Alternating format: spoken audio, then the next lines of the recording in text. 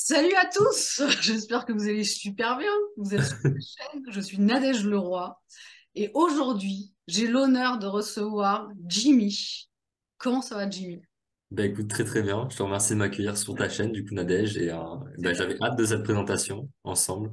On puisse parler de ce qu'on fait et puis donner des informations aux gens qui pourraient être intéressantes. ok. Eh bien écoute justement, est-ce que tu peux nous parler un petit peu de ton travail s'il te plaît? Yes, bah du coup, là, un peu qui je suis d'abord. Donc moi, je m'appelle Jimmy Garcia. Donc je suis coach en développement personnel aujourd'hui. Donc ça fait maintenant 2 ans que je me suis lancé dans l'école de David Laroche, dans laquelle on est tous les deux, du coup, avec Nadège, qui s'appelle l'EDEC. Et avant ça, du coup, j'étais dans l'ingénierie, donc dans les études, et j'ai travaillé dans différentes entreprises de tout milieu, dans le bâtiment, génie civil, environnement, dans les mines aussi, donc tout ce qui est lié finalement aux géosciences. Donc ça, c'est mon parcours scientifique, hein, mon parcours d'école. Et en fait, à l'issue des stages, j'ai cumulé 1 an et demi de stage en entreprise. J'étais toujours intéressé au début, c'était toujours intéressant, il y avait des challenges, c'était là, beaucoup de pression, beaucoup de choses à connaître. Donc il y avait ce challenge, ce défi qui m'animait. Mais très vite, en fait, je me faisais chier dans le cadre du travail, je trouvais ça ennuyeux, j'étais pas rempli. Et donc je voyais bien que continuer comme ça pendant X années de ma vie, ça allait pas m'amener la vie que j'avais envie de vivre, clairement. Mais je savais pas quoi faire d'autre. Donc bon, je suis resté là-dedans et au final, j'ai fini par ne pas être gardé à l'issue de mon dernier stage en entreprise, donc le stage de fin d'études. J'ai pas été gardé par l'entreprise à cause du Covid et du contexte qui était du coup super mal tombé, mais du coup super bien tombé pour la suite, hein. Ce qui a fait que quand même pendant plusieurs mois, je suis tombé dans une pseudo-phase de dépression où j'étais partagé entre le fait d'avoir eu la sensation d'avoir échoué, du coup de pas avoir été gardé malgré les efforts fournis dans l'entreprise et partager avec le fait aussi que ça me libérait du poids de devoir continuer parce que je savais bien que ça me pesait déjà et que ça allait être compliqué sur le long terme. Ok. Et donc, du coup, suite à cette phase, j'ai pris soin de moi, j'ai pris du temps pour moi et il y a l'école qui a pop un petit peu de nulle part, un peu par hasard, avec David Laroche et ça m'a parlé comme jamais. Et j'ai senti que voilà, il fallait absolument que je me lance dans cette aventure qui dure 2 ans et là, on est sur la fin. Enfin, moi, je suis sur la fin, en tout cas. D'accord. Donc, on Ça se termine finit. quand pour toi? Pardon? Ça se termine quand pour toi l'école? Moi, ça se termine en mars, du coup, mars 2023.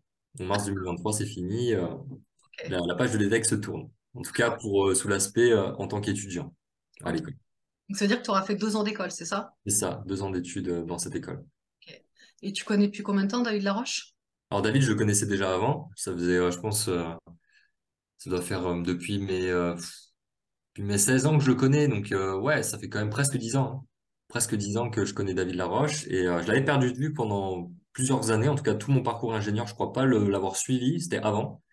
Et il est revenu comme ça, un peu comme un cheveu sur la soupe. Il a pop dans mes mails et avec cette conférence que je savais même pas d'ailleurs qui était au sujet de l'école, hein. Moi, je pensais que ça allait être un truc sur le cerveau, confiance en soi. Je me suis dit, bon, je vais pas bien en ce moment, ça va me faire du bien. Et en Ok. fait, il a parlé de l'école, je m'y attendais vraiment pas du tout. D'ailleurs, je savais même pas qu'il était coach, au-delà de ça. Pour Ok. moi, c'était un influenceur, c'était un YouTuber. C'était pas un coach. Ok. Donc tu savais qu'il était en développement personnel, peut-être Ouais. conférence. Voilà, conférencier, oui, conférencier, ça oui, j'avais vu son TEDx et tout ça, mais ouais, pas coach. Donc c'est vraiment, c'est tombé de nulle part ce truc-là, cette possibilité. Parce que vraiment, un des seuls trucs qui me faisait kiffer, c'était quand même le développement personnel depuis plusieurs années. Ok. C'était vraiment la spiritualité aussi. Et pour moi, ça devait rester un truc perso. Un truc, voilà, c'est le développement personnel. C'est Ça ça. reste de moi à moi, je fais Mhm. mon taf, j'évolue, les gens, ils en profitent autour, c'est cool, mais c'est tout, ça s'arrête là. Là, lui, il m'a amené une solution qui, en plus, me permettait d'en faire une vraie mission. Une mission pour moi, mais pour les autres aussi. Dans D'accord. un cadre professionnel. Donc, Tu c'était peux incroyable. parler un petit peu justement de développement personnel, qu'est-ce que c'est pour toi?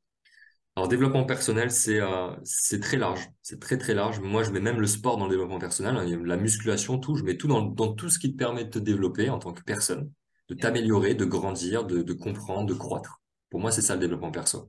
Ok. Et ce qui m'a amené dans le développement perso, bah, c'est clairement l'incompréhension, mon incompréhension personnelle, l'incompréhension du monde, l'incompréhension des autres. C'est être dans le développement personnel, ça demande de trouver des réponses et avoir ces questions, bah, ça demande la souffrance qui va avec. Donc bien souvent, les gens qui s'orientent dans ce domaine-là, bah, c'est issu de parcours où ils ont souffert, c'est issu de voilà d'un problème qu'il fallait régler quelque part. Ok, d'accord. Donc t'es pas tombé dessus par hasard en fait. Non, pas du tout, pas du tout. Et je regrette pas une seule seconde d'ailleurs. Parce que si quelque part, si mon passé avait été plus simple, et je dis pas qu'il était horrible, hein. Sur le papier d'ailleurs, si je pouvais vous présenter sur le papier mon passé, euh, personne se dirait, mais il a eu une enfance compliquée. Clairement, j'ai manqué de rien, que ce soit sur le plan matériel ou affectif. Mhm. Mais d'un autre côté, quand même, j'ai eu mon lot de souffrances. D'accord. Souffrances qui ont été générées de manière assez encore, c'est encore flou dans ma tête, mais moi, mon lot de souffrances venait de moi-même. C'est-à-dire que ça venait pas de l'extérieur, ça venait de mon intériorité, ça venait de ma tête, en fait. D'être D'accord. tout le temps dans mes pensées, d'être tout le temps dans ma tête et d'avoir un mental, ce que j'appelle mental, c'est nos pensées, quand même extrêmement négatif au quotidien. Donc D'accord. vraiment à toujours voir le verre à moitié vide, tout le temps, rien ne m'allait, j'étais satisfait de rien. On me présentait un nouveau truc, une nouvelle activité, j'étais réticent, j'avais pas envie. Donc vraiment peu de désir de vivre et beaucoup de négativité au quotidien. Et en plus de ça, qui était orienté contre moi-même. J'étais l'objet de cette négativité. Donc je me trouvais laid, je me trouvais incompétent, je me trouvais stupide, inintéressant. Avec les filles, je pensais que j'avais aucune chance, aucune chance. Et en termes de projet de vie, je m'imaginais absolument nulle part et je m'imaginais encore moins contribuer au monde. Ok, Donc d'accord. c'était compliqué. De vivre avec ça au quotidien, c'était compliqué parce que là, c'était vraiment de moi à moi-même et mes connaissances à ce niveau-là, comme j'avais aucune connaissance de dev perso, ben en fait, pour moi, c'était une voie sans issue parce que ces voix, c'était moi qui les prononçais dans ma tête. Et donc, c'était moi qui étais négatif, c'était moi qui étais incompétent, c'était moi qui étais un peu même maso, hein, parce que clairement, le mal que je me faisais, je me trouvais aussi complètement maso. Et c'est tout. Et ça s'arrêtait là, quoi. D'accord. Ok. Donc, le développement perso, ça m'a amené à voir plus loin que ça. Ok. Donc, c'est à partir de quand que tu as commencé à transformer ta vie alors? Clairement, ça a commencé à partir de mes 19 ans, 19-20 ans. Donc j'étais pas encore rentré en école d'ingénieur, j'étais en prépa à ce moment-là. Donc déjà, c'était très dur, hein, la prépa, pour ceux qui connaissent prépa scientifique. Donc j'ai fait PTSI, PSI. Donc c'est du parcours quand même assez dense en programme et c'est orienté mathématiques appliquées, sciences et physique, chimie, sciences de l'ingénieur. Bon, ouais, c'est des matières qui sont quand même vachement compliquées. On n'est plus dans le par cœur comme on l'était dans le lycée. Là, il y a énormément de compréhension. Il y a un besoin vraiment d'aller pousser la compréhension des choses loin. D'accord. Et donc, du coup, beaucoup de travail et du coup, c'était compliqué. Donc, dans cette période-là, à peu près, j'ai commencé à me poser des questions. Je m'en posais déjà avant, mais j'ai commencé vraiment à lire mes premiers bouquins et c'est la spiritualité qui m'a énormément aidé. Donc, D'accord. tu me demandais pour moi, c'était quoi le développement perso? Pour moi, la spiritualité, c'est une des branches du développement personnel. Et pour moi, c'est l'une des plus puissantes. En tout cas, personnellement, c'est l'une de celles qui m'a permis le plus de voir les choses en plus grand et de voir plus loin que ce que je voyais. D'accord. Justement, tu peux nous parler un petit peu de la spiritualité? Ouais, alors spiritualité, tout le monde donne sa définition, souvent c'est un peu flou, mais moi c'est vraiment ça. La spiritualité, c'est la connexion à plus grand que soi. Pour vraiment faire ça. C'est se sentir connecté à plus grand que soi. Donc bien sûr, on peut parler de Dieu, mais moi dans la spiritualité, je ne mets en aucun cas la religion. La religion, pour moi, c'est quelque chose de complètement différent, qui a utilisé la spiritualité dans ses enseignements, mais ça reste des cases. C'est des grandes cases, mais c'est des cases. La spiritualité, c'est universel. Ça Ok. ne rentre dans aucune case. Et c'est propre à chacun. Mais c'est ça. Pour moi, c'est vraiment se sentir connecté à plus grand que soi. Ok. Bah, je veux bien que tu me parles de ton boulot de coach. Ouais, carrément. Carrément. Du coup, bah, le coaching, donc, comme je l'ai partagé, donc je me suis lancé dans l'école. Donc, ça a été mon premier contact avec le coaching pour de vrai. Donc, de la formation de 2 ans avec David. Et j'ai lancé du coup mon entreprise un an après avoir intégré l'école. Et j'ai commencé à coacher à l'extérieur de l'école, donc dans des vrais cas, des sujets de personnes qui ne sont pas coachs, du coup, dès 6 mois après être rentré dans l'école. Donc, Ok. dès 6 mois après, je me suis senti déjà prêt, j'avais déjà les outils au bout de 6 mois pour aller aider les gens. Donc, j'ai commencé 6 mois après. Ouais. Donc, ça veut dire que tu avais déjà les modules à cette époque-là, c'est ça? Ouais, les modules, ça a commencé dès le début, donc c'était fin février 2020, du coup, 2021. Fin février 2021, donc les premiers modules, et c'était des modules tous les 2 mois, de 3 jours, avec les cours, les vidéos, enfin tout le contenu qu'il y a dans l'école. D'accord. Ce que je vais avoir la chance d'avoir en mars. Exactement. Donc quand moi je pars, du coup, Nadège, elle va Ça. rentrer dans l'école. Exactement. Ouais, c'est bien tout ça. Est-ce Ouais, que tu considères ton boulot comme une mission de vie ou comment tu penses? ouais. Clairement, être coach, c'est pas une profession, c'est pas un métier, c'est vraiment ça, c'est une mission. C'est une façon de voir la vie. Mhm. C'est plus, ouais, c'est dans l'ordre de, c'est une vision, en fait. Une vision connectée à une mission. La mission du coach, c'est clairement d'aider le plus de gens possible autour de lui à s'élever. Encore une fois, pour faire très simple, à s'élever spirituellement, en conscience, faire des choses qui sont plus proches de ce que la personne est vraiment et de ce qu'elle veut vraiment. D'accord. En gros, c'est ça. Et la vision, bah, c'est moi au quotidien, même quand je suis pas dans un coaching, je suis coach. Et d'ailleurs, dès que moi je vis des challenges, j'ai le coach en moi qui vient m'aider, qui intervient, je m'auto-coach. C'est des questions que j'ai ancrées, que j'ancre de plus en plus et qui m'aident personnellement à transformer aussi ce qui m'arrive au quotidien. D'ailleurs, plus un coach transforme, bah, plus il devient une source de transformation pour les autres, ce qui est logique. Mm. Donc, il y a encore beaucoup de coachs qui sont dans cette optique-là de vouloir aider plein de gens, ce qui est beau, hein. Il y a du beau, mais ils sont pas encore prêts à regarder de près leurs propres problèmes, leurs propres vices, ce que ne font pas d'ailleurs des gens comme parfois dans le domaine de la thérapie pour les psychologues et tout ça, qui vont pas eux-mêmes aussi aller régler leurs propres problèmes et qui vont se mettre en position de sachant avec les autres, alors que eux-mêmes ont encore des bagages et les transportent avec eux en thérapie. Donc ça devient un problème, clairement, C'est un problème en effet. Ouais. Ouais, ouais. clairement. En quoi est-ce que aider les autres, c'est si important pour toi en fait? En quoi aider les autres, c'est si important pour moi aujourd'hui? Bah, la réponse, elle est simple, encore une fois, hein, c'est qu'il y a rien de plus gratifiant que de se sentir contribuer à une cause. Comme je te disais, moi, dans mon modèle de pensée du passé, j'étais tellement inutile et insignifiant que je ne pourrais jamais aider personne ou contribuer positivement dans la vie de qui que ce soit. Bon, c'est une vision qui était très fausse, hein, mais c'est la vision que j'avais. Quand tu commences à voir dans le coaching que tu peux apporter des clés aux gens, même en dehors, parce que, encore une fois, ça se limite pas à la séance, c'est toute la vie, en fait, c'est tous les contacts que tu fais. Quand tu vois que tu peux apporter à des gens, parce que c'est pas juste aider les gens. Il y a plein de gens qui aident les gens. Il y a des gens qui sont dans le service. D'ailleurs, la plupart des gens travaillent dans le service à l'autrui. Tu peux travailler chez McDo, tu vas aider les gens à manger. C'est Tu peux vrai. travailler dans le service de la santé, tu vas aider les gens à prendre leurs médicaments.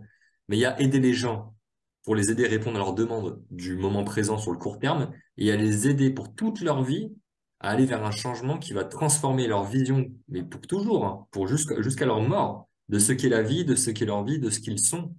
Et là, tu contribues, en tout cas pour moi, tu contribues réellement Mhm. à avoir de l'impact. Donc c'est moi ce qui m'a parlé le plus dans ce que David a amené avec l'école, c'est cette notion d'impact, d'avoir de l'impact dans la vie des gens. Ok. Donc bien sûr, au moment où j'ai rejoint l'école, dans cet impact, j'en ai conscience, il y avait aussi un besoin moins moi de me sentir reconnu, de me sentir reconnu dans une cause, dans quelque chose qui fait sens, et donc de sentir que ma vie a du sens. Parce que ta Ok. vie prend du sens quand tu apportes du sens aux autres, déjà, clairement. Donc il y avait de ça, mais pas que. Il y a aussi cette notion d'impact et de vraiment pouvoir créer quelque part, contribuer à créer le monde de demain. Mhm. Parce que là, à part les gens qui encore font l'autruche, tout le monde, je pense, sait à quel point notre monde est en train de partir en cacahuète et que c'est de pire en pire, sur tous les sens du terme et dans tous les domaines. Et donc l'émergence des coachs aussi et du développement personnel, elle n'est pas là pour rien. Elle est aussi là pour rééquilibrer toute cette catastrophe qui est en train de se passer dans les sociétés humaines. Et donc moi, j'ai fortement envie de contribuer à créer les humains, à aider les humains à se créer pour vivre dans cette nouvelle société. Donc une société plus tournée vers l'authenticité, vers des valeurs qui sont justes, le partage, la confiance, la justice, voilà, ce genre de choses qu'aujourd'hui, on perd dans ces valeurs. Ah, c'est des choses qui me parlent beaucoup. Et justement, j'ai fait cette chaîne pour interviewer justement des personnes que je trouve inspirantes. Et tu vois, je me suis pas trompée. T'es quelqu'un de très inspirant, la preuve. Je te remercie. Et juste pour dire, j'ai fait des coachings et je continue à faire des coachings avec Jimmy. Et tu m'apportes énormément en fait. Tu m'apportes beaucoup de choses. J'ai vraiment changé, j'ai développé en estime, en confiance en moi. Et ça, c'est vraiment grâce à ton aide. Donc, merci. Bah, Merci écoute, de me coacher. c'est un Et vrai plaisir. C'est un vrai plaisir. Vraiment. Et je veux rebondir sur ce que tu dis sur justement, c'est oui, je t'aide à atteindre ces changements, mais ce qu'on dit tout le temps en coaching, c'est ce que David dit tout le temps, c'est le coaché qui bosse. bien Faut sûr, ce qu'il dit. ah, bien Parce sûr. que tu peux être en face d'une personne qui a des vrais problèmes, mais si elle n'est pas prête elle-même, quand je t'ai dit, comme je l'ai dit, hein, avec certains thérapeutes, à voir le démon en face, à prendre ce temps pour aller traiter ce qui doit être traité, ben peu importe à quel point le coach en face, le thérapeute est bon, il n'arrivera à rien, il pourra rien faire. Donc, tout ce qu'on a fait ensemble dans nos coachings, dans nos séances, a été possible aussi par ta volonté, par ton envie d'avancer, qui était plus forte que la peur de souffrir, qui était plus forte de la peur de voir des choses que tu n'avais jamais vues. Et donc, c'est comme ça qu'on avance. C'est vrai, c'est Et vrai. j'ajoute aussi que Nadège est une très bonne coachée, dans le sens où justement, elle va pas faire les choix les plus faciles. Elle va faire des choix, des fois, qui sont hyper compliqués. Et justement, je rebondis sur ça, sur le fait que sur ma chaîne, et du coup, vous pouvez voir sur la chaîne de Nadège aussi, ses propres coachings où elle a été coachée. Donc, il y en aura par moi, il y en aura sûrement par d'autres aussi qui seront publiés. On la voit dans sa zone de vulnérabilité totalement, être coachée. Et ça, de pouvoir le partager, de permettre à des gens qui sont en dehors du coaching de voir ce que c'est une séance en interne, c'est hyper précieux. Et c'est hyper courageux, vraiment. De ta part, c'est hyper courageux. Il y a plein de gens qui le feraient pas, donc C'est énorme. Donc vraiment, c'est une belle association. En tout cas, Nadège, pour raconter une anecdote un peu, elle est tombée sur moi, elle est venue vers moi dès elle s'est intégrée dans l'école. Elle n'avait toujours pas commencé le circuit, d'ailleurs, elle y est toujours pas. C'est Mais elle ça. m'a envoyé des messages à plusieurs personnes, des gens de promo plus élevés, des gens qui, comme moi, qui a presque fini la formation, en proposant de se coacher et de se voir, ce qui était déjà challengeant, parce Oui, qu'elle n'avait pas encore t'avais pas encore les outils. ouais, c'était super challengeant, je te confirme. C'est clair. Ah ouais, je me suis inscrite le 6 juillet. Et donc j'ai regardé, on va en parler, hein, du fast coaching, où je ne comprenais absolument rien. Et le 14 juillet, je me suis dit, écoute, Nadège, tu ne comprends rien, c'est pas grave, contacte des coachs et des gens qui sont dans l'école et coach avec eux. Et puis tu vas apprendre comme ça. Et c'est ce que j'ai fait, et c'est comme ça que je t'ai rencontré. Donc vraiment, Et c'est énorme. C'est énorme de voir tout ce que ça a amené derrière et tout ce que ça va amener encore. Et c'est pas fini. le Donc début. ça, c'est un beau message de vie aussi pour les gens qui vont regarder la vidéo. C'est que des fois, on ne soupçonne pas ce qui pourrait se passer derrière une action dont on a peur, qui nous challenge. On ne soupçonne pas ce que ça pourrait nous apporter derrière. C'est Tout ce ça. qui peut se passer. On n'a aucune idée. Et personne pourrait prédire. Je pense que si on t'avait demandé d'essayer de prédire ce qui se serait passé peut-être après notre rencontre, tu aurais été incapable de savoir ce qui allait se passer et de Oui, dire tout ça. pas loin, complètement. Mais en C'est fait, clair. opportunité, comme dirait David, c'est vraiment ça. Tout est opportunité. Et quoi Exactement. qu'on prenne comme décision dans la vie, il y aura forcément quelque chose de positif à en tirer, en fait. C'est clair. Et même moi, dans ma posture, qui était du coup troisième année, je vois que tu es S5. Donc je me dis, je sais que t'as pas commencé l'école, je sais que du coup, je sais pas si t'es déjà coach, ça j'en sais rien. Je te le demande même pas d'ailleurs. Mais tout de suite, il y a une pensée derrière qui me dit, ouais, mais qu'est-ce que ça va t'apporter? Donc là, il y a cette petite pensée qui arrive qui se dit, bon, elle est en 5, bon, moi là, il faudrait que je coach avec des gens limite qui sont en S2, tu vois, pour donc, la promo encore au-dessus, pour encore plus évoluer. Et là, tout de suite, non. Il y a ce truc de tout est opportunité qui est revenu, donc c'est l'auto-coaching, hein, c'est le coach en moi, qui me dit, tu sais pas qui peut se passer. Tu sais pas ce qu'elle peut t'apporter, cette Nadège. Tu sais pas ce que tu peux lui apporter. Donc vas-y, vois ce qui se passe. Sois ouvert. C'est vraiment ça, être ouvert à ce qui se passe. C'est exactement ça. Et tu vois, t'as bien fait. Eh, putain, bah oui. Ça c'est clair. Pas aujourd'hui. Et je m'en serais vraiment voulu si on pouvait faire le film en arrière, si j'avais dit non, par exemple, non, j'ai pas le temps, parce que j'aurais très bien pu dire ça, je mets mon temps ailleurs.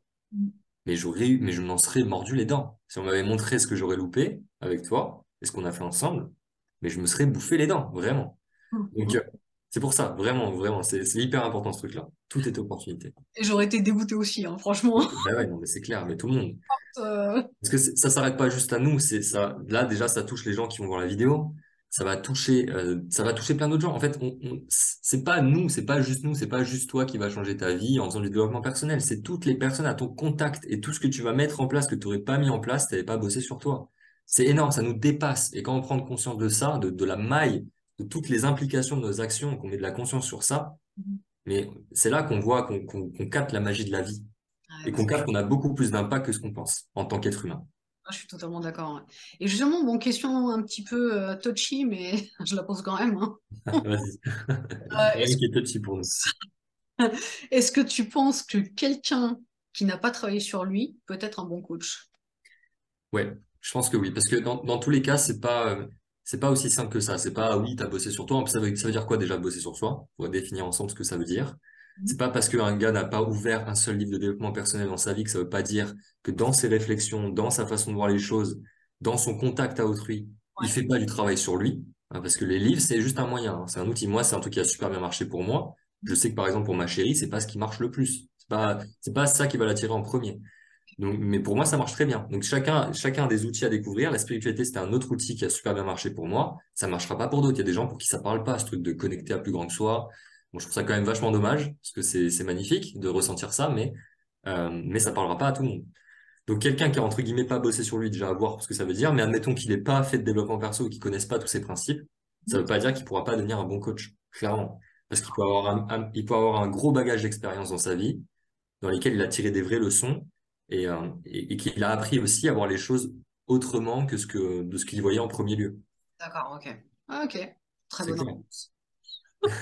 C'est clair. Et puis aussi un truc pour le coaching hein, qui est important, c'est souvent les gens pensent qu'on donne des conseils, ils pensent qu'on apporte notre expertise, qu'on dit oui, tu devrais faire ci, tu devrais tester ça.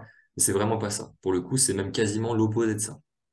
À moins que tu me demandes, que tu nous demandes des conseils, on va t'en donner. Moi, tu me demandes des trucs en développement personnel, je suis une bibliothèque. J'ai 50 000 principes, je pourrais t'en donner plein. Mais l'idée, c'est vraiment nous, on te pose que des questions. on te pose des questions et on t'aide à cheminer toi-même vers tes propres réponses. Et elle est là, la force du coaching. C'est qu'on aide la personne à aller chercher ses propres ressources, on lui donne du coup son pouvoir, on l'aide à reprendre son pouvoir, et avec ça, la confiance qui va avec.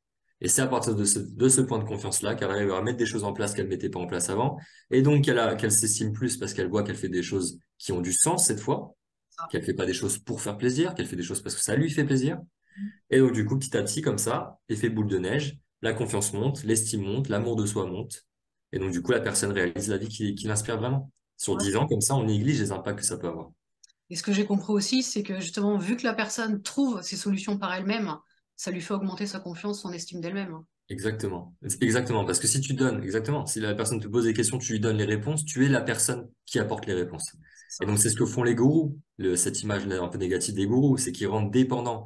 Les psys aussi, hein, des fois les thérapeutes, psy, psychiatres, etc., rendent, et les médecins rendent dépendants leurs patients, rendent dépendants leurs clients. En leur apportant les solutions, en leur apportant ce qu'ils veulent, les gens ne prennent pas leur pouvoir, ils se reposent dans la main d'un autre. Et donc, si cet autre est pas compétent, si cet autre est les malveillant, bah, du coup, ta vie, bah, c'est un autre qui la dirige, encore une fois. Et donc, tu peux pas gagner confiance en toi dans cette position. C'est sûr. Ouais, ce dont tu me parles là, ça me rappelle une citation, alors il faut que je me souvienne. C'est Faut la paraphraser. donne un poisson à quelqu'un, il va être content en 5 minutes, et apprends-le à pêcher, il sera content tout le reste de sa vie. Exactement. Et c'est une très belle citation. Très simple et elle exprime clairement ce qu'on est en train de dire. Alors, je suis pas sûre que ce soit exactement ça, mot pour mot, mais Ouais, on a compris le sens. C'est plus important. Et c'est ça, ouais. Donc là, le but du coach, c'est d'apprendre justement les gens à pêcher. ouais, C'est c'est ça. d'apprendre les gens à son contact à s'auto-coacher, à être impliqué dans son développement personnel au quotidien. Ok, c'est top en tout cas. C'est que ça me parle beaucoup. Et sinon, tes coachings, alors comment ça se passe? Alors, du coup, pour mes coachings, j'ai pas mal évolué sur cette année et demie. Du coup, ça fait 1 an et demi maintenant que j'accompagne les gens en conditions réelles, que je suis aussi payé pour ça.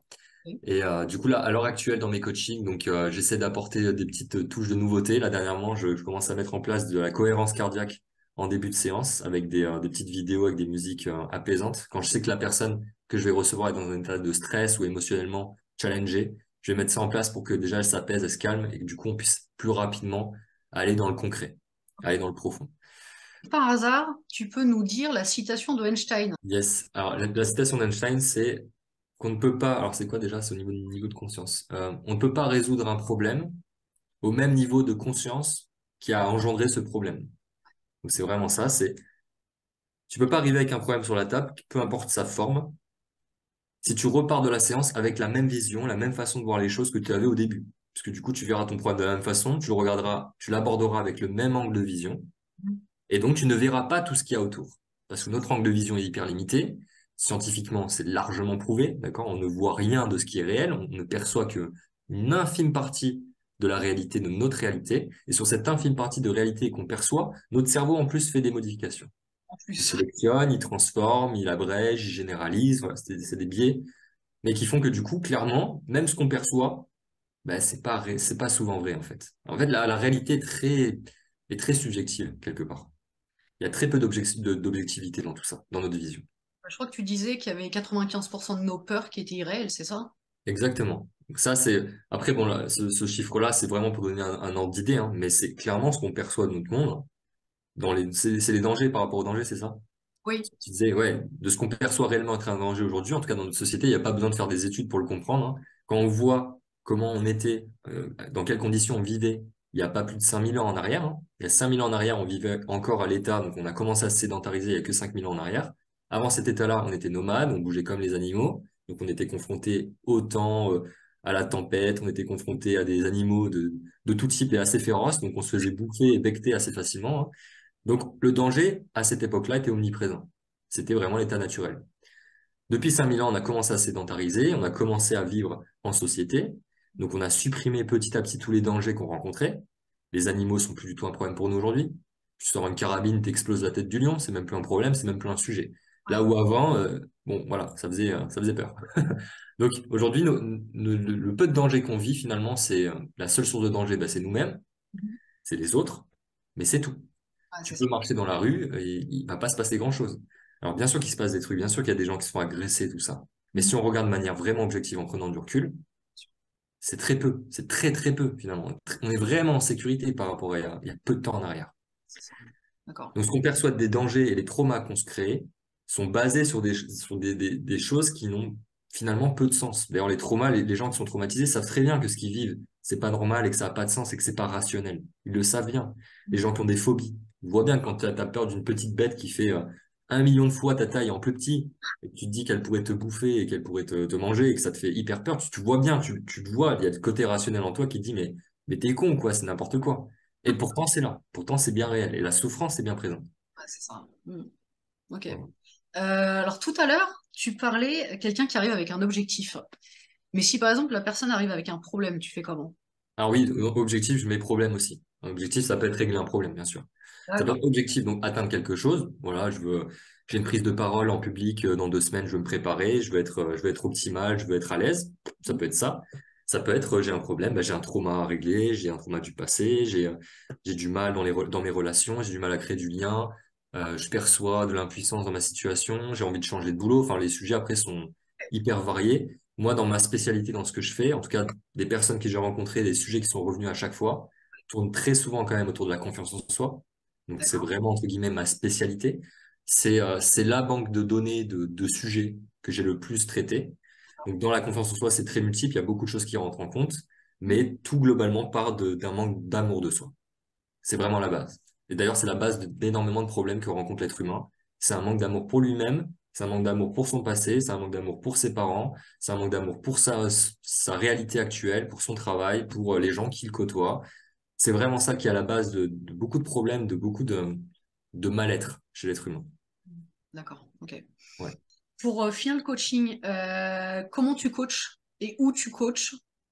Comment ça? Alors, ouais. Du coup, pour ma façon de travailler, je travaille essentiellement sur Zoom. Donc, l'avantage, c'est du coup, bah, t'as pas à bouger de chez toi. La séance se fait à distance, exactement comme on est en train de le faire en ce moment. Donc, c'est génial. C'est de la visioconférence. Et le coaching est tout à fait approprié avec cette façon de faire, clairement. Donc, majoritairement, c'est ça. Là, depuis que j'ai déménagé sur Montpellier, j'ai commencé à vraiment à créer plus de réseaux physiques et du coup, à rencontrer les gens. Là, j'accompagne une cliente depuis peu. On le fait dehors. Donc, c'est un choix c'était son choix. Elle voulait le faire dehors. Elle voulait avoir une vision dégagée. Donc, on le fait dans des parcs. Donc, bien sûr, on essaie de s'isoler pour qu'elle soit tranquille. Mais voilà. Du coup, c'est nouveau aussi pour moi de le faire dehors. Et D'accord. sinon, j'ai depuis peu donc la chance d'avoir un bureau donc directement chez moi, je peux faire venir les gens si jamais ils ont besoin d'être dans un lieu fermé et qu'ils ont envie de se déplacer de chez eux. Bah, écoute, c'est super tout ça. Nickel. Ouais, bah ça couvre à peu près tous les besoins. Parce que du coup, il y a des avantages et des inconvénients dans toutes ces méthodes. Avec Zoom, on va dire que le premier avantage, c'est de ne pas avoir bougé de chez soi. Déjà, c'est énorme hein, pour beaucoup de gens. Et en plus de ça, ils peuvent rester dans leur lieu de sécurité. Ils peuvent même rester en pyjama s'ils ont envie. Hein. D'ailleurs, des fois, souvent, ils sont en pyjama, ils sont chez eux, voilà, ils sont tranquilles. C'est un moment qu'ils prennent pour eux. Ils sont dans leur cadre sécurisant, donc c'est cool. Le faire chez moi, du coup, bah, ça leur permet aussi de s'engager davantage, d'avoir cette sensation d'être embarqué plus dans une aventure, d'avoir plus de contact physique avec moi. Du coup, ça crée une autre forme de lien aussi. Et donc, du coup, c'est autre chose. C'est plus, ça apporte une autre expérience. D'accord. Bon, en tout cas, tu t'adaptes à ce que la personne désire. Oui, si je peux, bien sûr, dans la mesure des possibles, j'essaie de m'adapter aussi aux besoins, bien sûr. Est-ce que tu veux nous parler de tes tarifs? Oui, parler de mes tarifs. Donc là où c'est super challengeant il y a quelques mois en arrière, aujourd'hui ça l'est beaucoup moins. Donc j'ai bien évolué sur ça. Mhm. Parce que moi j'avais une croyance que beaucoup de gens ont, c'est que quand on fait quelque chose qu'on aime vraiment, ça devrait être gratuit. Ouais.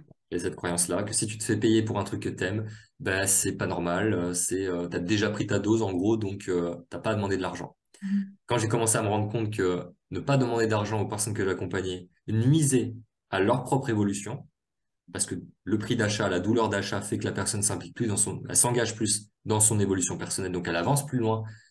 Le temps est plus précieux entre guillemets parce qu'il est compté, mais du coup la personne aussi va aller chercher plus vite au plus profond d'elle-même. Elle va aussi laisser moins de place aux peurs, elle va moins se dire oui bon bah c'est gratuit donc j'ai le temps, on verra dans un an. Non, elle est plus dans cette douleur, donc du coup il faut aussi rentabiliser le prix d'achat. Donc, D'accord. du coup, mes tarifs aujourd'hui, ce que je fais, c'est justement toujours dans cette optique de favoriser l'engagement. Mhm. C'est que plus la personne prend de séances, moins le prix à la séance est cher. Donc là, aujourd'hui, mes tarifs, c'est 70 euros la séance si la personne prend 10 séances, ce qui revient à un pack de 700 euros pour 10 séances. Si la personne en prend 5, c'est 90 euros la séance. Et si D'accord. la personne veut en prendre qu'une seule, comme ça en one shot, c'est 110 euros la séance, d'une heure à 1h30 en général. J'aime bien déborder parce que, bon, bien souvent, ça dure 1h30. D'accord, ok. Ouais. Très bien. Ce qui serait pas mal maintenant, c'est que tu parles de quelque chose que j'ai fait aussi, c'est ta formation. Yes. Mon petit bébé, donc ça, c'était c'est un petit rêve que j'ai exaucé clairement en créant cette formation. Donc, j'ai créé ma propre formation en ligne fin de l'année dernière, donc il y a presque un an maintenant déjà, qui s'appelle Anima, du coup, donc que Nadège a eu l'occasion de pouvoir faire. Et c'était un honneur de l'accueillir dans ce programme aussi. Donc, c'est pas juste de la formation, hein, moi je le vends sous forme de programme, c'est-à-dire que j'ai de la formation en ligne que j'associe au coaching, car exactement comme ce que je vous ai dit par rapport au coach, ce préjugé qu'on donne des conseils, non, on n'en donne pas. Donc, il y a aussi un manque autour de cette notion de consulting. Un consultant, c'est clairement quelqu'un qui apporte son expertise, qui donne des conseils. Et dans le développement personnel, il y a des clés à connaître. Il y a des choses à connaître. Et dans le coaching, c'est pas toujours le milieu approprié pour vous les transmettre. C'est pas forcément le bon moment. C'est pas forcément le plus important. D'accord. Donc, d'avoir créé cette formation en ligne, ça m'a permis moi-même de pouvoir réunir tout ce qui m'a aidé profondément à changer ma propre vie. Et donc, d'en avoir fait un condensé, d'avoir mis de l'ordre dans tout ça, d'avoir simplifié les choses, d'avoir rendu ça digeste, parce qu'il y a des principes qui sont super compliqués. Il y a la loi d'attraction que sûrement vous connaissez, hein, qui est connue de beaucoup de gens et qui est maîtrisée par quasiment personne, hein, parce qu'elle est expliquée super mal. Il y a vraiment ce fantasme de je reste assis sur ma chaise et je m'imagine gagner de l'argent et je me connecte à ça tous les jours et dans 10 ans je suis riche, voilà, donc sans rien faire. Donc c'est très mal compris, c'est très mal exprimé. Donc l'idée de cette formation, c'est d'apporter donc toute cet ordre et cette logique, parce que je suis quand même issu d'un parcours scientifique ingénieur, donc je sais ce que c'est que la logique, je sais ce que c'est que d'expliquer les choses clairement. Donc j'ai ce bagage-là. Mais en plus de ça, de mon côté, j'ai développé la spiritualité, j'ai développé cette connexion à plus grand. Et donc j'ai mélangé tout ça pour donner quelque chose d'à la fois de cohérent, mais en plus de ça qui vous connecte à quelque chose de plus grand, sous la forme du coup de vidéos que j'associe au coaching. D'accord. Donc, il y a combien de vidéos? Donc il y a 27 vidéos, en réalité il y en a 28 ou 29, là à ce jour je ne saurais plus trop, autour d'une trentaine. L'idée c'est d'être accompagné, donc ça dure 27 jours. 27 jours c'est un chiffre qui rappelle anima, anima ça veut dire l'âme en latin, donc l'âme, et l'âme le souffle. Donc du coup 27 jours c'est un chiffre qui ramène à ça, c'est un chiffre, c'est le 27 c'est un chiffre qui ramène à la connexion à l'âme et tout ça, donc c'était logique pour moi. Et c'est une vidéo par jour du coup qui se débloque tous les jours. Dès Ok. lors que tu rejoins la formation, tu as une vidéo tous les jours, avec de la pratique à la fin, parce que le but c'est aussi que tu pratiques. Et du coup, on se voit, nous, donc, si c'est la formule sur un mois, donc c'est 27 jours, et une séance de coaching par semaine, donc 4 séances de coaching avec, où du coup on vient ancrer ensemble, je t'accompagne, t'es pas juste derrière un ordinateur à regarder de la vidéo, parce que ça suffit pas. Je suis avec toi aussi, je te pousse s'il y a besoin de te pousser, et je t'aide aussi à mieux comprendre les choses qui ont été vues s'il y a besoin. Ou on parle même d'autres choses si c'est même pas le sujet. Moi, je vois vraiment ça en complément. Pour moi, cette formation, ça devrait être le starter pack de la personne qui compte vraiment déjà faire une différence dans son propre développement personnel. Ouais. Pour moi, c'est des incontournables qui permettent à la personne de trouver une stabilité, donc, sur le premier pied de la formation, sur les pensées. Donc, c'est vraiment centré sur nos pensées, comment ça fonctionne, comment notre mental fonctionne et comment faire en sorte que ce soit pas, comme je dis toujours, l'image de la voiture qui décide de là où tu vas, mais C'est que ce ça. soit le conducteur qui a le volant entre les mains qui décide de là où il va. Aujourd'hui, l'être humain, il se fait berner par son mental, il se fait driver par sa voiture et c'est pas lui qui décide de la direction qu'il prend. Et 10 ans plus tard, il se retrouve à une station essence sur une aire d'autoroute et il se dit, mais qu'est-ce que je fous là? Pourquoi je suis là? Je comprends pas. Bah oui, mais ça fait 10 ans que tu es en autopilote et que c'est ta voiture, ton mental, donc tes mécanismes, tes croyances, tes pensées au quotidien qui dirigent ta vie. Donc ça, c'est vraiment le plus important. C'est moi ce qui m'a été fondamental de régler d'abord en premier lieu par rapport à la nature de mon mental qui était extrêmement pénible, hein, une petite salope dans ma tête, hein, la voix que j'entendais au quotidien. Hein, je vous renvoie à Jonathan Lehman si vous connaissez, c'était le même parcours que moi par rapport à ça. Et donc, après le deuxième pilier, une fois que tu as retrouvé une certaine stabilité avec tes pensées, que tu comprends mieux comment ça marche dans ta tête, on va s'intéresser au corps. Donc, les émotions. Comment les émotions, ça fonctionne? Toujours pareil. Comment faire en sorte que ce soit pas tes émotions qui drivent ta vie, mais que ce soit toi qui t'en sers pour aller vers ce qui t'inspire. Ok. Ça, c'est vraiment le truc. Et troisième pilier, enfin, là, c'est ce que je vous ai parlé de la connexion à plus grand, la connexion à son âme, la connexion à plus grand que soi. Donc, on est sur des principes, sur des lois de l'univers, sur des choses qui vraiment, moi, m'ont permis d'ouvrir mon cœur à un degré que je j'aurais jamais pensé possible et de vraiment retrouver confiance en la vie et de confiance en soi-même, du coup. Parce que la confiance en soi, la confiance aux autres, la confiance en la vie, finalement, c'est un même tout. Quand tu as plus confiance en toi, tu as plus confiance en la vie, tu as plus confiance aux autres. Quand tu as plus confiance aux autres, tu as plus confiance en toi. Enfin, donc, peu importe sur quel niveau tu joues, les trois, de toute manière, se travaillent ensemble. Ouais, c'est ça. D'accord. Et combien coûte cette formation, si tu veux bien nous en parler? Alors pour le prix de la formation, du coup, le tarif pour l'ouverture, donc c'était 600 euros pour la formation. Là, le tarif actuel, il est à 1000 euros. Donc 1000 euros, mais il y a des conditions, entre guillemets, des conditions qui peuvent réduire le prix. Donc ça, c'est à discuter ensemble, de voir ce qui est possible par rapport aux recommandations, par exemple, ou par rapport à comment est-ce que vous pourrez m'aider aussi à pouvoir la faire diffuser, parce que moi, mon but, plus que de gagner de l'argent avec, moi, j'en ai besoin pour vivre, mais plus que ça, c'est de permettre à un maximum de gens de la suivre, parce qu'encore une fois, les principes qu'elle regorge, ils sont pour moi fondamentaux. Et là où, entre guillemets, mon génie, j'ai pu le mettre à contribution de cette formation, c'est pas dans les principes qui viennent d'autres personnes hein, que j'ai réunis, ça vient d'autres mentors, de livres que j'ai lus, de plein de choses que j'ai combinées. Là où j'ai apporté ma vraie plus-value, c'est d'avoir créé les liens qu'on ne trouve pas, les liens qui s'expliquent pas vraiment, pour justement apporter toute cette cohérence et cette facilité pour vraiment prendre un maximum de ce qui est partagé, parce que la valeur qui est dedans, elle est inestimable. On parle pas de 1000 euros en termes de valeur. Je peux même pas mettre une valeur sur ça quand je vois moi à quel point ça m'a permis de transformer ma vie et les gens qui l'ont suivi, toi également avec de voir à quel point ça vous a changé et ça a changé votre vision, mais c'est pas pour aujourd'hui, c'est pas pour un mois, c'est pour jusqu'à votre mort en fait. Donc De... ça n'a pas de valeur en soi. Mais du coup, j'ai vraiment la sensation avec ce prix d'apporter 10, 20 fois plus que ce que j'en demande. Ouais.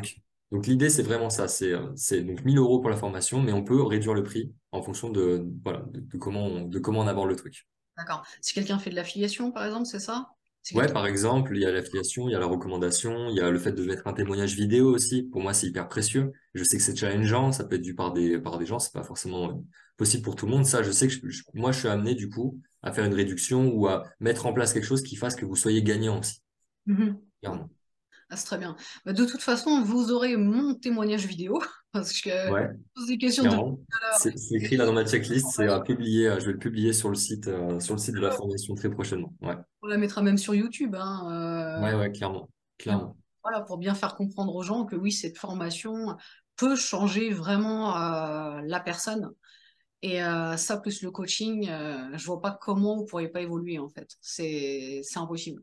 C'est clair, mais si admettons il y a une chance que ça marche pas, que ça matche pas pour vous, j'ai aussi mis en place une garantie qui fait que si à l'issue des 2 premières semaines de la formation, donc tu as déjà fait 2 séances à ce niveau-là, 2 séances de coaching, tu as vu du coup la moitié normalement de la formation si tu as suivi le rythme. Hein.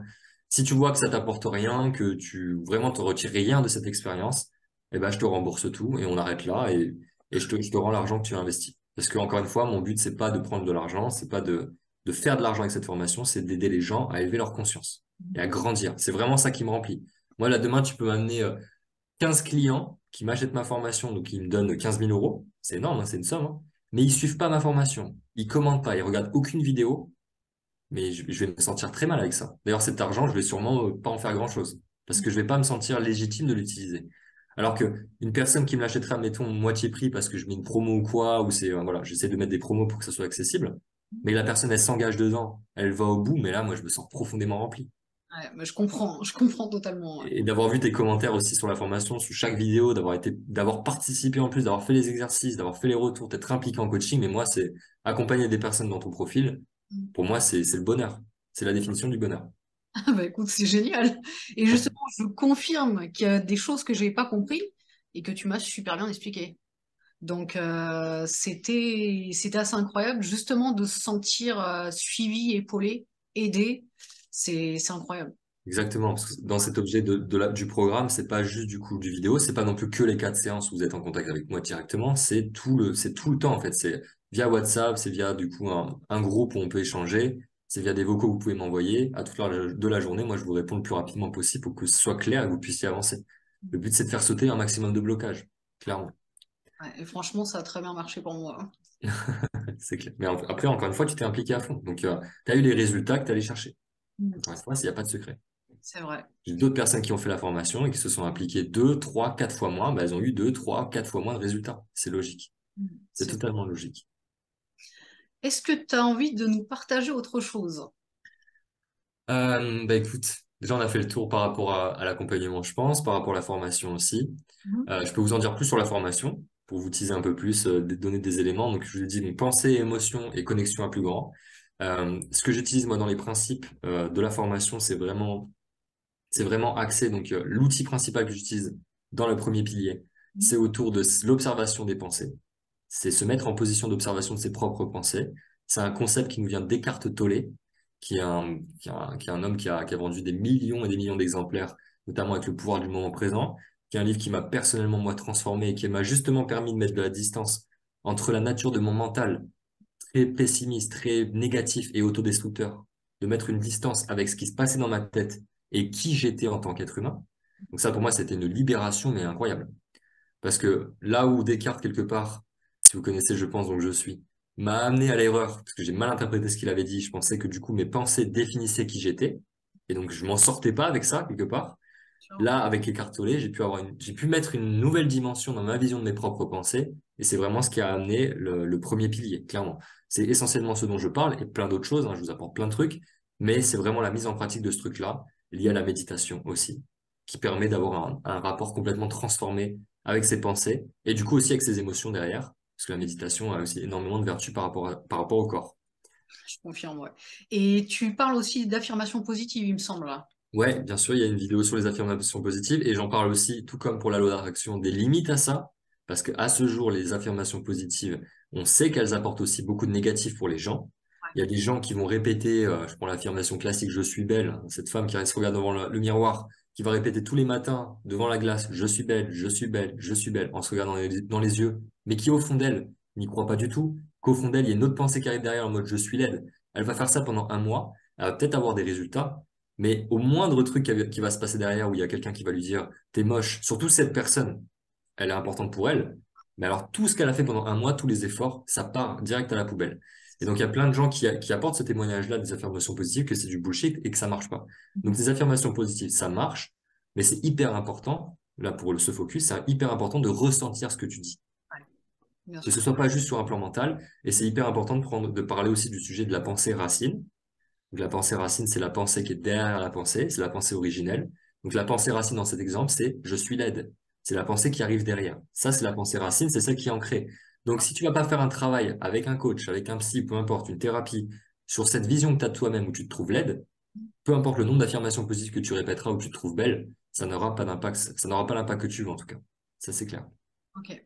Alors ça, c'est pour la partie pensée. D'ailleurs, tu dis quelque chose de très intéressant à un moment donné. C'est combien on a de pensées déjà par jour? Alors, les pensées, je crois qu'il a mis 60 000 pensées par jour, un truc comme ça. Ouais, c'est assez énorme. Après, c'est qu'un chiffre, mais l'idée, c'est de voir à quel point. Donc, déjà, on pense beaucoup, mais ça, on le sait. D'ailleurs, les penseurs compulsifs et ceux pour qui la formation correspond parfaitement aux critères, donc des gens qui pensent beaucoup, qui sont tout le temps dans leur tête et qui n'arrivent pas à en sortir. Déjà, ça, c'est hyper important de prendre soin de ça, hein, parce que ça, c'est un vrai poids au quotidien. C'est un vrai poids dans plein d'aspects, mais le plus limitant, c'est clairement que ces personnes-là ne vivent pas dans l'instant présent, parce qu'elles vivent dans leur tête. Et dans nos têtes, notre mental, pour vraiment faire court, notre mental se base sur le passé uniquement et sur le futur. Ouais. Il ne se base pas sur le moment présent. Il Mhm. se base que sur le passé et le futur. Donc, c'est que des événements qu'on a vécu, des souvenirs, qui encore une fois ont été transformés par notre esprit, hein, et des liens qu'on a fait, une histoire qu'on s'est racontée, qui est bien souvent à côté de nos pompes. Donc on se base sur ça, on se répète ça, on se répète ça. Et puis le futur, donc la peur du lendemain. Qu'est-ce que je vais avoir demain? Qu'est-ce qui va se passer demain? Où est-ce que je vais travailler? Est-ce que mes enfants ils seront en bonne santé? Toutes ces pensées-là qui viennent nous polluer. Et donc on vit là-dedans, les gens ils vivent là-dedans. Je les vois dans les transports, je les vois dans la rue. Je vois que les gens sont dans leur tête, je vois qu'ils sont pas présents. Tu pourrais leur faire un claquement de doigts comme ça, tu vois qu'ils c'est comme s'ils se déconnectaient, qu'ils revenaient là, dans l'instant présent pendant un moment. Mais après ils repartent vite dans leur tête, ils repartent vite dans leurs problèmes. Et donc ils passent à côté de la vie en fait. En somme, c'est ça. Tu passes à côté de la vie parce que tout ce qui existe, c'est maintenant, c'est là tout de suite. C'est ce que je suis en train de te dire maintenant. C'est d'être présent à ce qui se passe, qui est la vie. C'est pas ce que tu as vécu, c'est pas ce que tu crois que tu as vécu, et c'est pas ce que tu crois que tu vivras. Le futur, c'est une illusion. Personne ne peut prédire l'avenir. Et le passé aussi. C'est ça. Mhm. Ouais. Donc c'est un gros Et problème. C'est un est-ce, vrai problème. est-ce que tu peux nous parler un petit peu plus des croyances, s'il te plaît?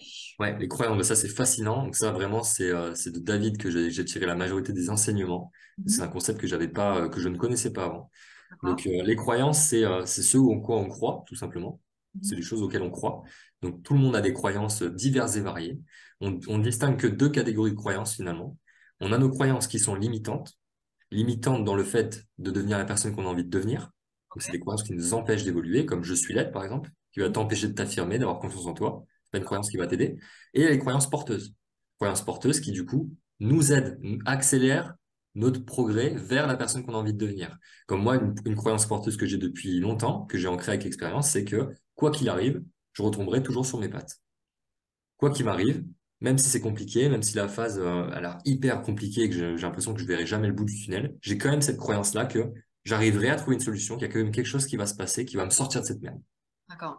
Et comment tu as réussi justement à ancrer cette croyance? Bah, par l'expérience, parce que souvent, c'est ça, comment est-ce qu'on ancre une croyance, comment on a une croyance? C'est soit par l'expérience, donc la répétition de moments que tu as vécu qui vont du coup confirmer cette croyance. Donc D'accord. moi, dans mon cas, pour cette croyance porteuse, bah, j'ai vécu pas mal de challenges dans ma vie et quelque part, ben, j'ai réussi à m'en sortir. Il y a des gens qui m'ont aidé et j'en ai eu conscience. Donc du coup, j'ai vu que peu importe finalement ce qui passerait, pour la suite, ça devrait être comme ça, donc ça allait continuer. Donc ça, c'est clairement des croyances qu'on ne touchera jamais en coaching. C'est des croyances même qu'on va ancrer encore plus. Par contre, on va travailler sur les croyances qui te limitent à atteindre ton objectif. On D'accord. va faire ce focus sur ça. Ok. Exactement. Tu peux nous donner quelques types de croyances limitantes, s'il te plaît? Ah bah, il y en a plein. Alors, moi, celle que je vois en coaching la plupart du temps, c'est clairement je suis pas capable. Ça, Ok. c'est une croyance qu'on retrouve tout le temps. Je suis pas capable, je n'y arriverai pas. Mhm. Donc là, bah, tout de suite, on va demander, mais sur quoi tu te bases? Comment tu sais ça? Ce genre de questions, parce que nous, on remet en cause ce que la personne nous dit, parce que si elle nous dit, t'es pas capable, je dis, ah oui, t'es pas capable? Bon, ok, bon, bah, on se voit la semaine prochaine. Donc, on va remettre en question tout ce qu'on sait être limitant pour la personne et ce qu'on sait aussi être quelque part faux. Parce que se dire, je suis pas capable, c'est faux. T'es pas capable de faire un truc précis, peut-être. Moi, je suis pas capable aujourd'hui de construire un vaisseau pour aller sur la Lune. Oui, c'est vrai. Ça, j'en suis pas capable. Mais par contre, je suis capable dans plein d'autres aspects de ma vie. Et si on décomposait, par exemple, c'était vraiment un objectif important pour moi de construire mon vaisseau, eh ben, on irait décomposer toutes les étapes, parce qu'il y en a une multitude. Et je verrais que dans toutes ces étapes décomposées, il y en a certaines dans lesquelles j'ai déjà ce qu'il faut pour y arriver. Ou que je connais déjà les personnes qui vont m'aider. Ou que je connais déjà un moyen de m'en rapprocher. Donc c'est vraiment cette idée-là de déconstruire. Donc il y a je suis pas capable, il y a je suis laide, il y a si j'ouvre pas mon cœur suffisamment, bah du coup j'aurai pas la vie que je veux. Souvent c'est des croyances, c'est une implication. C'est sous la forme A implique B, parce D'accord. que machin, ça veut dire ça. Mhm. Une croyance qui est fictive. Les nains sont tous des voleurs, par exemple. D'accord. Les nains sont tous des voleurs, c'est la croyance que donne tout le temps David en exemple. Si par exemple dans ta vie, tu es confronté par 3 fois à un nain qui se trouve avoir volé quelque chose, eh Mhm. ben, tu vas dire, bah oui, bah en fait, tous les nains sont des voleurs. Donc généralisation. Et donc du coup, tu vas renforcer cette croyance. Parce que ce qui est dingue dans les croyances, ce qui est vraiment intéressant, Mhm. au-delà de tout ça, c'est que nos croyances conditionnent la vie qu'on a. C'est-à-dire que cette croyance, les nains sont des voleurs, si je l'ancre suffisamment, Mhm. il va m'arriver des expériences dans la vie où je vais être confronté à des nains qui vont me voler ou que je vais voir voler. C'est comme si j'allais mettre mon focus dessus, c'est comme si j'allais créer, multiplier ces actions, comme si j'allais m'attirer quelque part des nains voleurs autour de moi qui allaient confirmer, renforcer mon système de croyance. Parce que pour la stabilité d'un être humain, d'être en cohérence avec ce qu'il observe et ce qu'il croit, c'est fondamental. Si ce qu'il observe n'est pas en cohérence avec ce qu'il croit, il devient fou. La définition de la folie, c'est ça. Si D'accord. tu perçois des choses, mais que c'est pas en cohérence avec ton système de pensée, de croyance, trop longtemps, tu bascules dans la folie. Donc, on a besoin de cet équilibre, de cette confirmation de l'extérieur qui nous rassure quelque part.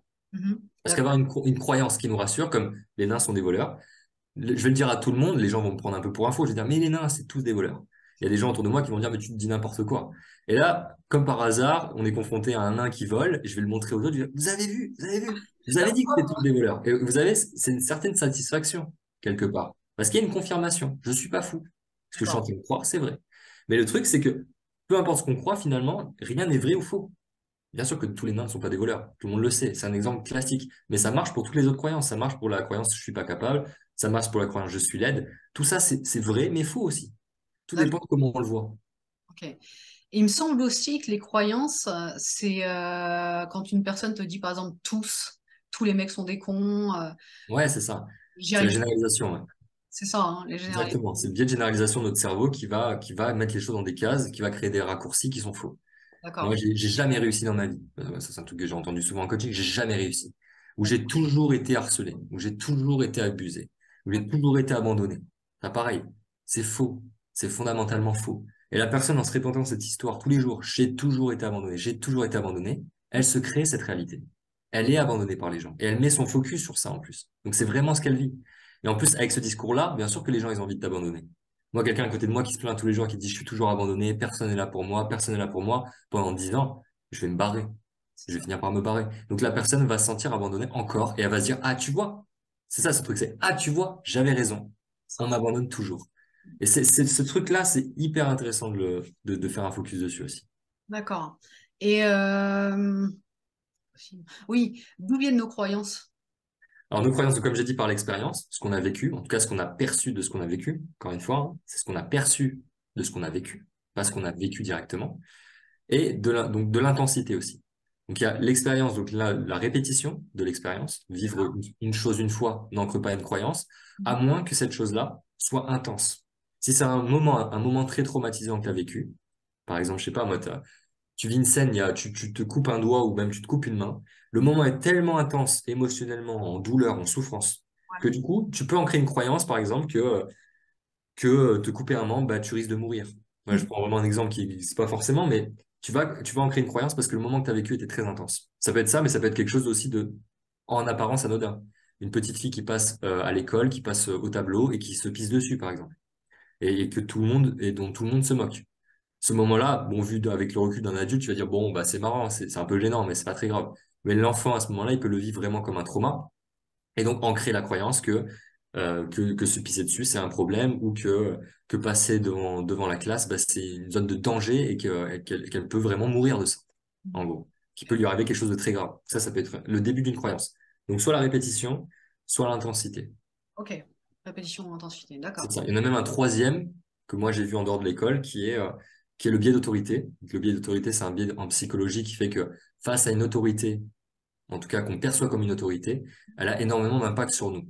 Et elle peut du coup ancrer des croyances en nous aussi facilement. S'il y a Emmanuel Macron demain qui passe, comme ça a été le cas, qui dit que le Covid c'est la guerre, on est en guerre, on est en guerre, on est en guerre, qu'il a répété je sais pas combien de fois, ça a beaucoup plus d'impact que si c'est le boucher du coin qui te raconte que le Covid c'est un problème et qu'on est en guerre. D'accord. Donc il y a aussi ça qui rentre en ligne de compte. Et il faut s'en méfier d'ailleurs. Autorité, ça me rappelle un peu le test de 1000 grammes, hein. Oui, exactement. Test de 1000 grammes qui répond, si tu peux expliquer un petit peu pour les gens qui connaissent pas, ça rend parfaitement en ligne de compte aussi avec ça. Ah, c'est ça, ouais. C'est en fait, alors je crois que c'est donc justement des personnes d'autorité, donc des médecins, non? Mm. Je crois. C'est ça, ils ont des blouses. C'est même pas des vrais médecins, hein, mais ils sont des personnes avec des blouses blanches. Ouais. Qui jouent des médecins et qui demandent. Alors attends, non, vas-y, explique parce que je m'en souviens plus trop en fait. Mais, Euh, j'ai plus le truc là. oui, en fait, pour faire court, c'est donc des gens avec des blouses blanches qui reçoivent, donc c'est une expérience. On reçoit des gens qui viennent dans cette expérience qui n'ont pas conscience que c'est une expérience. Ouais. Et en fait, on a une autre personne en face qui est, je crois, attachée ou qui est de l'autre côté d'une vitrine, je sais plus quoi, et qui a comment dire, des électrodes sur lui, donc des patchs, Mhm. et en fait, qui est relié à une machine qui envoie des courants électriques. C'est ça. Et en fait, la personne en blouse blanche demande à la personne objet de l'expérience d'envoyer des décharges plus ou moins fortes à la personne. Et en fait, en fonction de l'intensité qu'elle y met, la personne en blouse blanche, l'ordre qu'elle donne et la pression qu'elle met, eh ben, les résultats de cette expérience, je ne les ai plus en tête, mais ils sont affolants. Oui, c'est énorme. Affolants. Et ils expliquent plein de choses qu'on a vécues dans l'histoire, qu'on pourrait trouver complètement aberrantes, comme l'histoire vécue avec les nazis, pourquoi il y a autant de gens qui se sont embarqués là-dedans, pourquoi il y a autant d'Allemands qui ont fermé les yeux. Cette expérience-là démontre à quel point l'être humain est sensible à l'autorité Ah, et qu'il est capable de faire des choses qui sont pour lui aberrantes, mais de les faire parce qu'on lui donne des ordres ou parce qu'il a le sentiment de devoir rentrer dans une case d'autorité, en fait. Et donc, je crois, c'est plus de 60% des personnes qui ont participé à l'expérience, des hommes et des femmes, qui ont injecté des décharges qui auraient pu être mortelles pour la personne. Donc, bien sûr, la personne en face était un acteur, elle mimait le fait de prendre des décharges, mais en termes de voltage, et ça, ils en avaient conscience, les gens, ils sont allés parfois jusqu'à des degrés où ça aurait pu être mortel pour la personne et lui infliger vraiment des douleurs parce que l'ordre est donné, parce qu'il faut le faire. ouais, ce que je me souvenais plus justement, c'est pourquoi ils faisaient ça en fait. Et l'idée derrière, c'était, moi non plus, j'ai plus trop le sujet de Ah, pourquoi il fallait qu'ils le fassent. et s'ils se trompaient sur la question, sur la réponse? Ouais, il y avait un truc comme ça où l'acteur devait répondre à des questions, un truc comme ça. Et il répondait faux, il fallait lui envoyer une décharge, ouais, un C'est truc ça, comme ça. c'est Ouais, ça. c'est un truc comme ça. En tout cas, si ça vous intéresse, parce que c'est hyper intéressant, c'est hyper flippant, en tout cas pour cette expérience, mais c'est hyper intéressant d'en avoir conscience. Allez voir l'expérience de Milgram qui est très connue, qui a été répliquée un nombre de fois incalculable, qui font que du coup, ça montre qu'elle est vraiment, c'est une expérience sur laquelle on peut vraiment se baser en termes de psychologie. Parce qu'il faut faire bien gaffe à ça. Je fais une parenthèse avec les expériences. Il y a beaucoup de gens qui vont voir des expériences en ligne, mais il faut faire gaffe parce que souvent ces expériences ont été faites une fois, ont été répliquées une fois ou deux fois ou trois fois. Mais une expérience n'est valable qu'à partir du moment où elle a été répliquée un certain nombre de fois conséquent dans des conditions différentes. Et donc là, on peut s'appuyer sur les chiffres qu'elle donne. Mm. Mais souvent, les gens s'appuient sur des expériences qui ont été faites une fois dans des conditions bien particulières, avec une vision bien particulière. C'est facile de faire des liens qui n'existent pas, encore une fois. Donc, méfiance avec ça. Bien sûr. Est-ce que tu as autre chose à nous dire? Oui, alors non, avant, j'aimerais bien te poser une petite question. Bien Il y a quelque sûr. chose qui me revient qui est super intéressant dans ta formation, même si tout est intéressant, mais c'est la loi de l'équilibre. Est-ce que tu peux Ouais. en parler, s'il te plaît? Ça apparaît, la loi d'équilibre, donc c'est dans le troisième pilier que j'en parle. C'est aussi quelque chose que je tire aussi de l'école et d'autres bouquins que j'ai lus, hein, qui est fascinant. La loi de l'équilibre, pour faire simple, encore une fois, c'est déjà, c'est une loi qui exprime, c'est une loi de l'univers. Donc, c'est-à-dire qu'une loi, déjà, la définition d'une loi, c'est que c'est quelque chose qui est vrai pour tout le monde, en tout temps et en tout lieu. Et la loi de l'équilibre exprime que du coup, tout est à l'équilibre, en tout temps et en tout lieu. Si on se base sur la vision scientifique, on a la loi d'action de masse qui dit que toutes les masses sont équilibrées. On a cette notion de ce qui entre dans l'équation, et ben du coup, ce qui va ressortir, ça va être équilibré avec ce qui rentre. Ok. Donc c'est vraiment cette notion de rien ne se perd, rien ne se crée, tout se transforme de Lavoisier. Et ça, c'est vrai pas seulement à un niveau moléculaire, c'est pas vrai seulement à un niveau scientifique, c'est vrai à un niveau global, et également pour l'être humain. Donc on vit l'équilibre en permanence, la vie est équilibrée de base, mais c'est nous qui percevons des déséquilibres dans cette vie-là, et qui vivons en fonction de ces déséquilibres-là, qui du coup apportent des réels déséquilibres dans notre vie. Et donc l'idée de la loi de l'équilibre, c'est déjà de ramener les choses à l'équilibre, et donc de voir en quoi ce qu'on vit Mhm. est déjà équilibré. Donc, pour donner un exemple concret, un cas concret que moi, que je tire de mes coachings sur un grand déséquilibre, c'est le rapport à la violence. Moi, je coach des femmes à l'heure actuelle, donc je coach aussi des hommes, mais c'est vrai que je coach très essentiellement des femmes. D'ailleurs, la formation est exprimée au féminin. Elle a été inspirée par des sujets de coaching tirés de femmes. Donc, c'est pour ça que je l'ai orienté spécialement pour les femmes. Donc, j'expliquerai vite fait pourquoi après aussi, pourquoi c'est les femmes, pourquoi j'ai fait ce choix. Mais du coup, pour revenir sur la loi d'équilibre, en fait, donc, ces femmes-là sont venues souvent avec un sujet de rapport avec la violence, donc une perception déséquilibrée de la violence qui fait que tout rapport au contact avec la violence ou perception d'une violence à l'extérieur, pour elles, était très challengeant émotionnellement. C'est comme ça qu'on perçoit qu'on a des visions déséquilibrées. C'est quand encore une fois, on est dans les toujours, on est dans les jamais. On est en fait, dans cette, c'est dur de le faire, je peux pas le représenter visuellement, mais c'est vraiment, ça ressemble un peu à ce graphique, vous savez, avec les courbes comme ça. Et en fait, les êtres humains, la plupart du temps, vivent dans les extrêmes. Ils Mhm. vivent dans toujours, ils vivent dans jamais. Un jour, ça va être génial, l'autre jour, ça va être pourri, l'autre jour, ça va être génial, l'autre jour, ça va être pourri. D'ailleurs, c'est une croyance que j'avais quand j'étais jeune, que si je vivais un jour génial, il fallait que le lendemain, pour équilibrer, il soit pourri. D'accord. Bien sûr, ça, c'est une croyance qui est fausse, mais du coup, je faisais tout pour que la journée du lendemain soit pourrie. Donc, je me sentais pas bien, je me mettais dans un état énergétique pourri, voilà. Je me mettais dans une condition qui confirmait ma croyance, encore une fois. Mais du coup, nous, on vit dans cette rôle-là. Donc, comme moi, je vivais avant, dans les déséquilibres, dans les hauts et les bas. Dans c'est trop bien, c'est pourri, c'est trop bien, c'est pourri. Et en vivant là-dedans, du coup, on est ballotté par l'extérieur. On est l'esclave de ce qui se passe à l'extérieur de nous. On est l'esclave de la météo. Là, il fait super moche. Je pourrais être en mode, bon, bah, c'est horrible, il fait super moche, ça va être une journée pourrie. Encore une fois, beaucoup de gens ont cette croyance aussi, hein, quand il fait moche, que du coup, ils se sentent pas bien, que ça va être une journée de merde.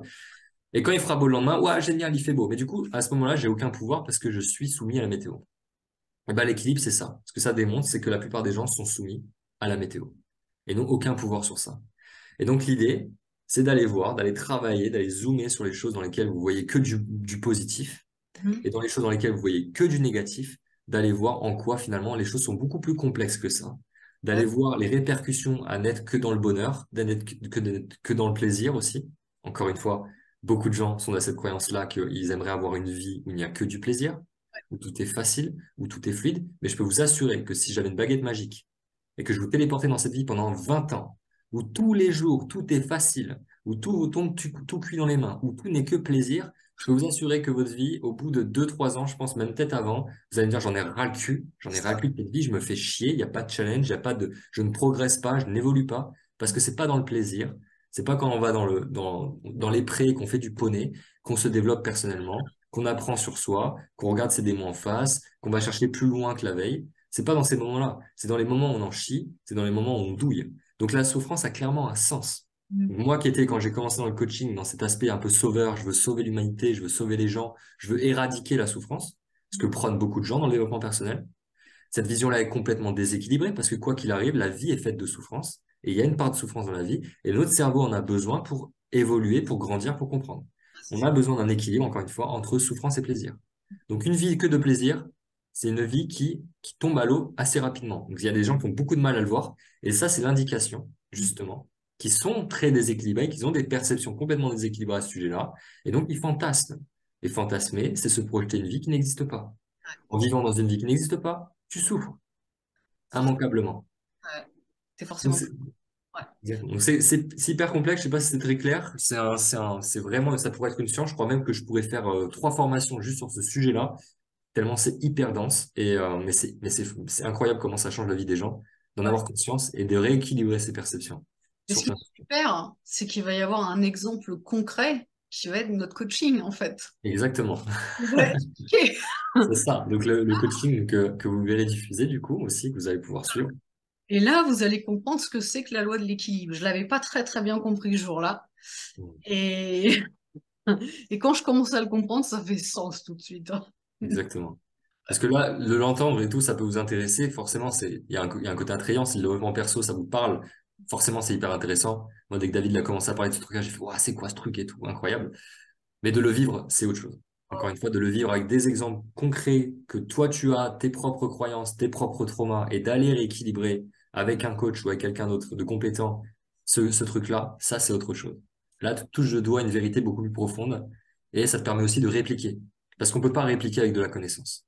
On peut répliquer que avec de l'expérience. Ah, c'est ça. Et il y a des gens qui vont emmagasiner des tonnes de connaissances, mais qui vont rien en faire concrètement dans l'expérience. Ça, il passe pas Ça à ne ça. sert donc à rien. Ils vont donc être des bons porteurs de conseils. Ah oui, tu devrais faire ça. Mais eux-mêmes l'ont jamais fait. Et donc la personne en plus qui reçoit ça, c'est très bien, elle le sent que l'autre, il a rien fait et qu'il a les mêmes problèmes qu'elle. Et donc, ça passe à la trappe, immanquablement. Donc en plus, donner des conseils dans cette configuration, ça marche pas. Ouais. Ça marche pas. Alors tout à l'heure, tu nous as dit que tu t'adressais surtout aux femmes sur ton Hmm. présentation. Oui, merci de me le rappeler. Oui, tout à fait. Alors, pourquoi je me suis orienté envers les femmes? Mhm. En fait, c'est très simple. C'est quand j'ai commencé du coup à pratiquer à l'école de coaching. Donc déjà, il y a une majorité dans l'école de femmes. Donc je ne sais pas les proportions, mais il y a plus de femmes que d'hommes.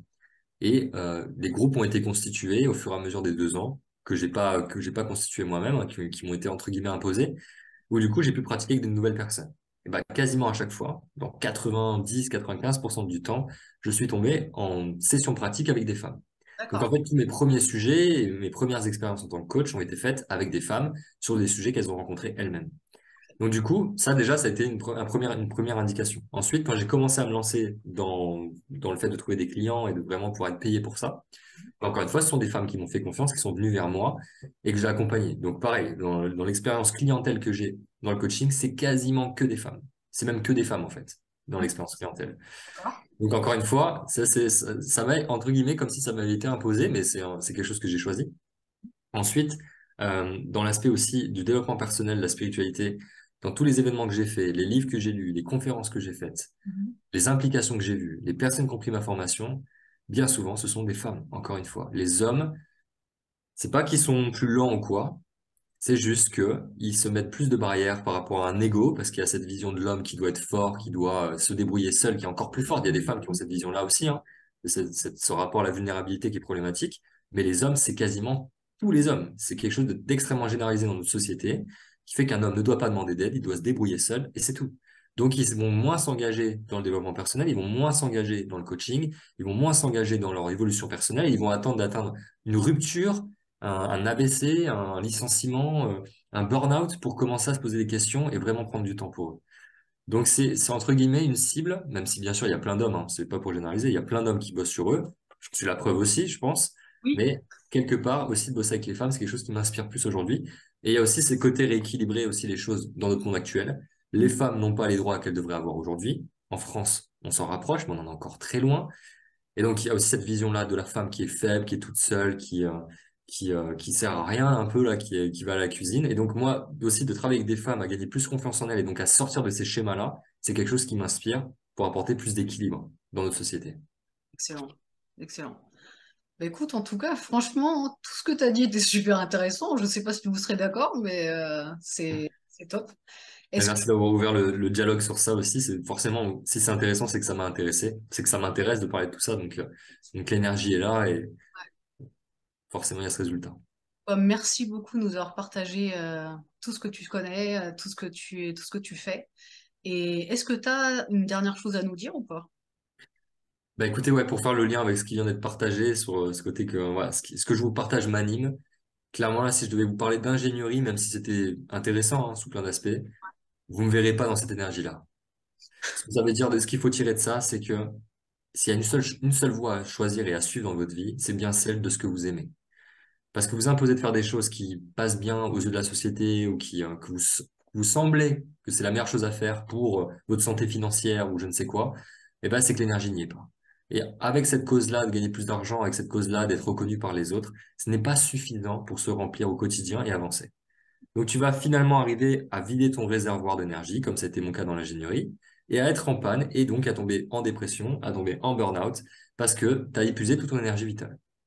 Donc, faire un truc que vous aimez, qui vous passionne, qui vous anime, sans forcément parler de passion, qui rajoute beaucoup de pression chez les gens, et je connais très bien ça, juste quelque chose que vous aimez, et de vous autoriser à faire plus de ce que vous aimez au quotidien, et ben forcément l'énergie y est, forcément il y a des choses qui arrivent, forcément il y a de l'inspiration aussi, plus d'inspiration, de créativité. Là, tout ce que je vous partage, moi, ça sort comme, c'est très fluide. Et c'est pas un discours que j'ai répété 100 000 fois. C'est juste que ce que je vous parle là, ça m'inspire. Donc, trouver les bons mots pour vous que ça soit compréhensible et que ça vous impacte, ben, c'est plus simple. D'accord. Et justement, dans tes coachings, tu aides les gens à faire plus de ce qu'ils aiment ou pas? Exactement. On travaille énormément sur les valeurs. C'est un truc qui revient à chaque fois. Les valeurs, c'est donc ce qui est important pour vous. On fait un focus du coup sur ça parce qu'on s'en sert de plein de manières dans le coaching pour faire shifter. Pour faire shifter, c'est passer de l'autre côté de votre problème, hein. On s'en sert à tout moment du coaching pour vous aider aussi à remplir davantage votre système de valeurs. Parce que la clé de l'épanouissement personnel, c'est bien ça, c'est de remplir son système de valeurs. Donc c'est de faire des choses qui sont importantes pour vous. Si vous ne faites pas des choses qui sont importantes pour vous au quotidien, vous ne remplissez pas votre système de valeurs et donc votre énergie chute au quotidien et vous devenez de plus en plus un poids pour vous-même et pour vos proches. Quand vous choisissez, vous vous choisissez à travers vos valeurs, c'est là que vous donnez un cadeau pour les autres. Parce qu'encore une fois, il y a cette croyance derrière le développement personnel qui a bien aidé les détracteurs à défoncer le développement personnel, c'est cette idée-là d'être égoïste, de travailler sur soi et de s'en foutre des autres. Mais c'est absolument pas le message. C'est même le message contraire. C'est oui, tu te priorises, tu prends soin de tes bobos émotionnels, parce que tu as des bobos partout, comme tout le monde. Les bobos depuis ta naissance, tu en as accumulé, tu les as pas traités, ils se sont infectés. Donc oui, tu dois prendre du temps pour toi, exactement comme guérir d'une grippe. Tu dois t'allonger, donc te reposer sur toi, voir tes blessures. Donc, entre guillemets, paraître plus égoïste à ce moment-là, parce que tu es centré sur toi-même, mais c'est dans l'optique de guérir et donc de devenir la personne que tu es censé devenir pour tes proches, pour les autres qui t'entourent, les inspirer, qu'ils avancent, parce que ça n'inspire pas une victime au quotidien. Quelqu'un qui se plaint tous les jours, qui balance son puce sur tout le monde, même si elle a une vie difficile, c'est pas le propos, ça n'aide personne. Au contraire même, ça remplit de plus les gens qui sont autour de toi et ça te donne une image de ce que de ce que devrait pas être la vie en fait. Ouais. Et donc, ça n'inspire pas. Donc, c'est vraiment cette idée-là de prendre soin de soi pour devenir un cadeau pour les autres. Et il n'y a que en prenant ce temps-là sur soi, il n'y a que en allant creuser en soi, il n'y a que en allant guérir ses blessures, qu'on devient réellement un vrai cadeau pour ses proches. Et c'est là qu'on compte. Et c'est là qu'on voit on a un réel impact aussi dans la vie de nos proches. Et c'est ce qu'on cherche tous. On veut tous être aimés de nos proches. C'est parti de nos parents, mais on veut tous être aimés des gens qui nous entourent. Ça, c'est le point commun qu'il y a entre tous les êtres humains, peu importe où vous vivez, peu importe votre culture ou ce que vous vous disiez. Peut-être même que vous dites non, moi je m'en fous, j'ai envie de vivre seul dans ma montagne, j'en ai rien à foutre, c'est pas vrai. Je te crois pas. C'est absolument faux. C'est une histoire que tu t'es racontée. Suite à des souffrances vécues cumulées, tu te dis, bah oui, je vais choisir cette option parce que j'ai trop souffert. Mais ça part pas d'un message d'amour pour toi. Ça part pas de ce qui a vraiment du sens. Ouais. Écoute, en tout cas, tu finis sur une note magnifique. Merci à toi.